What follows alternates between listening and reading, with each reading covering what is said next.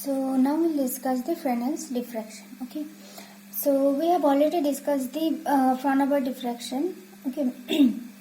And how the Fraunhofer diffraction is, how Fresnel diffraction is different from Fraunhofer diffraction is that we already know that in Fraunhofer diffraction both the source and the screen are effectively at infinite distance from the aperture or obstacle. Okay. And to do so, we have to use some lenses. We have to use converging lenses. Whereas in case of Fraunhofer diffraction, and also in Fraunhofer diffraction, the incident wavefront or the diffracted wavefronts are plane wavefronts because they are supposed to come from infinite distance. But in case of Fresnel diffraction, we know. So in case of Fresnel diffraction, we know either the screen or the source or both at finest distance from aperture or obstacle.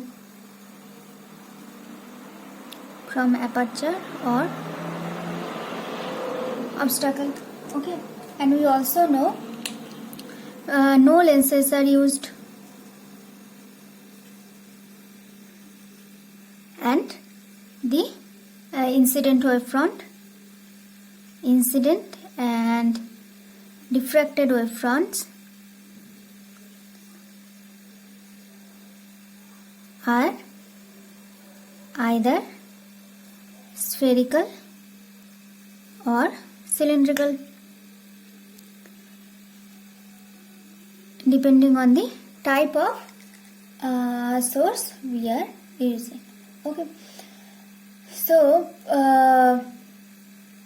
what happens because the Fresnel diffraction has such arrangement, it is mathematically more difficult to treat than the Fraunhofer diffraction.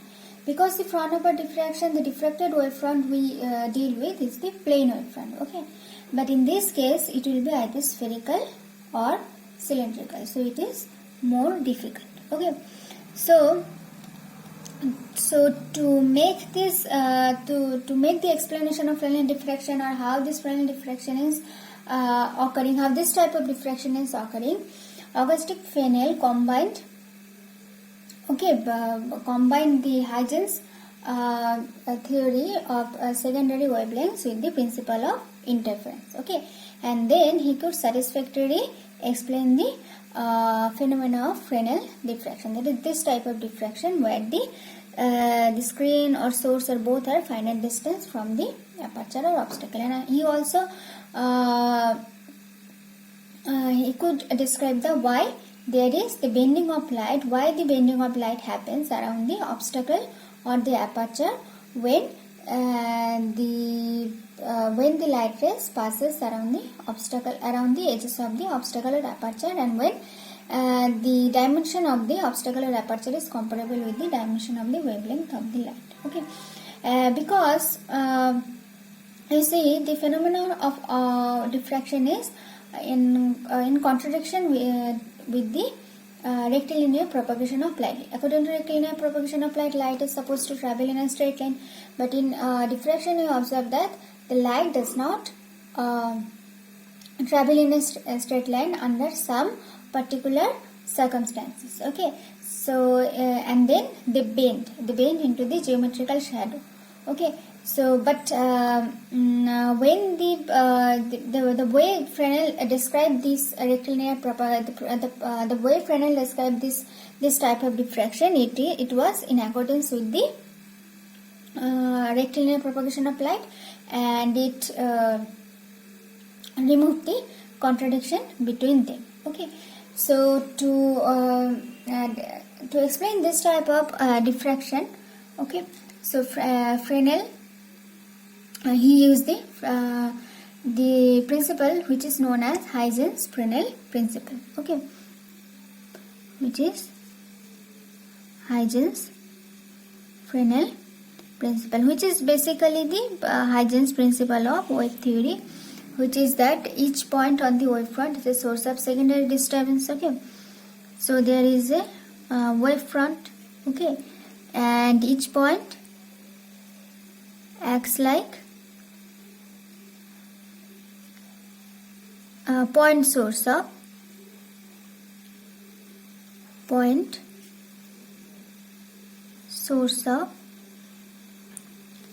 secondary disturbances, okay, and which sends out secondary wavelets in every direction.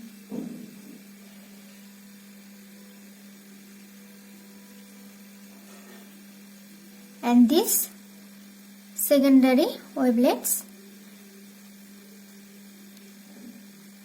which are generating from the same wavefront superpose and interfere, and in result we get the Fresnel diffraction pattern, okay. And depending on this principle, Fresnel made some more assumption, okay, to explain this phenomenon, okay. So what are those assumptions?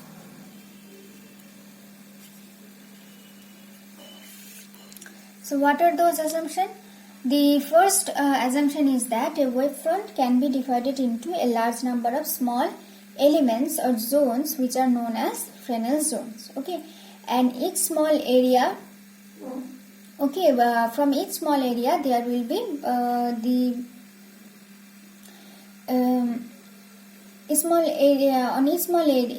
area will give rise to the secondary wavelets, okay, and that will interfere with each other and they will travel in the forward direction, okay. And if we consider any point in front of those secondary wavelets, then the resultant effect at that any point P will be the combined effect of this all the secondary wavelets that are originating from these various zones, okay. So the first assumption is that, so we have a wavefront which is divided into various small elements or zones known as Fresnel's zones, okay, and these zones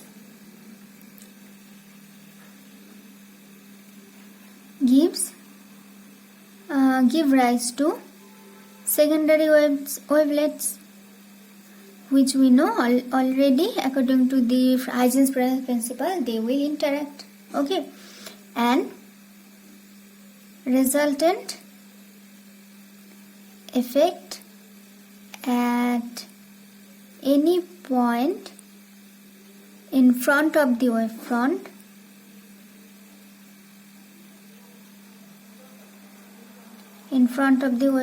will be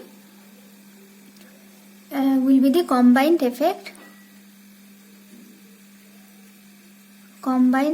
of all the secondary waves generating from various zones. So this is the first assumption. So next, what is the next assumption? That the effect at any point due to a particular zone will depend on the distance of the point from that zone. It means that if the distance is more, then the effect will be less, which is very clear, which is very natural, okay. So effect at any point depends on the distance distance between the point and a particular zone. Then there is another assumption on which this effect will depend, okay, so which is called the obliquity factor. So what is obliquity factor? It means that how oblique is the zone with respect to that point. Okay, so suppose over here we have a source S, okay, and it is suppose generating this spherical wavelengths or wavefronts, and suppose over here we have a showing spherical wavefront. Okay, suppose A, B. Okay, and suppose we join a line like this. Okay, and then over here we have this. Suppose this is the suppose obstacle or aperture, whatever we are using. This can be the obstacle or aperture. Okay, then and suppose this is the screen on which the effect is observed after this wavefront suffers diffraction. Okay, and suppose this point is C. You can so you can say that this SCO is basically the axis of this arrangement. Okay, so suppose point P is over here. So the point C will give rise to secondary wavelets. Okay, and there will be other points. Okay, now like we have said that effect at any point, and suppose there is a small zone. Okay, this Fresnel zone. So if we join this this point P and this C, suppose this angle is theta. Okay, then the obliquity factor of point P for this zone at C is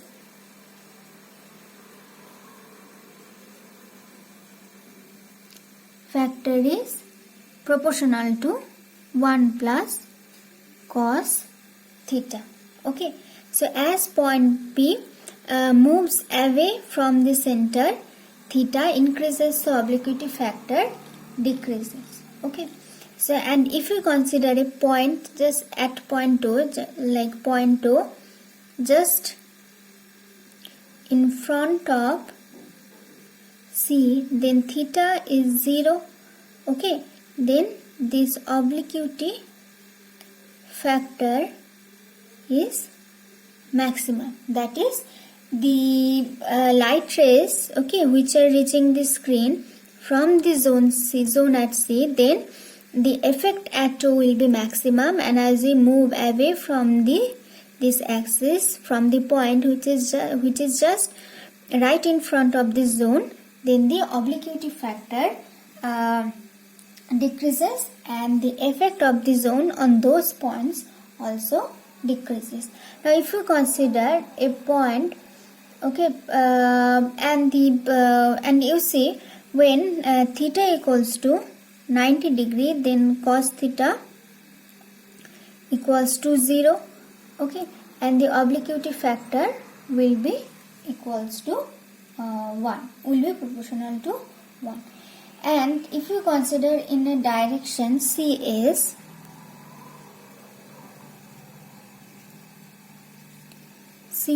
okay, theta equals to 180 degree.